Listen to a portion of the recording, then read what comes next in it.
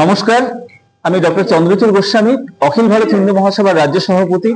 আপনারা সবাই জানেন ভারতের ইলেকশন কমিশন যে SIR চলছে, তো সেই বিষয়ে আমাদেরই সমাজের অবিচ্ছেদ্য অঙ্গ আমরা মনে করি যে যৌনকর্মী বা সেক্স ওয়ার্কার রয়েছেন, তারা অনেক ক্ষেত্রে বিভিন্ন রকম সামাজিক বা টেকনিক্যাল প্রতিবন্ধকতা ফেস করছেন বলে ওনারা আমাদেরকে জানিয়েছেন।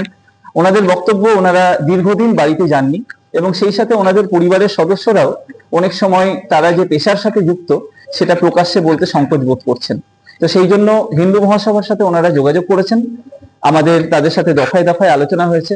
আমরা আমাদের মাননীয় ইলেকশন কমিশনের কাছে ডেপুটেশন দিলাম এবং আমরা জানালাম যে তাদের জন্য যাতে একটা বিশেষ কোনো ব্যবস্থা করা যায়, কারণ আমরা বিশ্বাস করি যেখানকার মাটি নিয়ে দেবী দুর্গা তৈরি হন, দুর্গা পূজিত হন সারা পৃথিবীতে, সেখানকার মাটির, সেখানকার যারা অধিবাসী বা বসবাস করতে বাধ্য হচ্ছেন, তাদেরও গণতান্ত্রিক পদ্ধতিতে মৌলিক অধিকার রয়েছে ভোটাধিকার থাকার।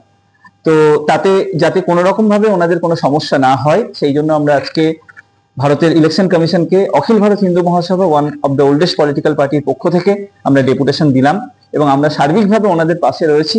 আমরা এটাও ঘোষণা করছি, বিভিন্ন প্রতিষ্ঠান, বিভিন্ন রাজনৈতিক দল যেখানে ওনাদেরকে শ্রমিক এই সম্মান দেওয়ার ব্যাপারে আলোচনা করছেন, আমরা আরো এক ধাপ এগিয়ে বলে গেলাম যারা ভারতীয় যৌনকর্মী তাদেরকে আমরা, তারা যদি আগ্রহী থাকেন আগামী দিনে তারা যাতে বিভিন্ন জায়গায় 2026-এর নির্বাচনে বিভিন্ন কেন্দ্রে হিন্দু মহাসভার প্রার্থী হতে পারেন, তাতেও আমাদের আগ্রহ রয়েছে। তারা আগ্রহী থাকলে আমরা নিশ্চয়ই দুহাত বাড়িয়ে দেব।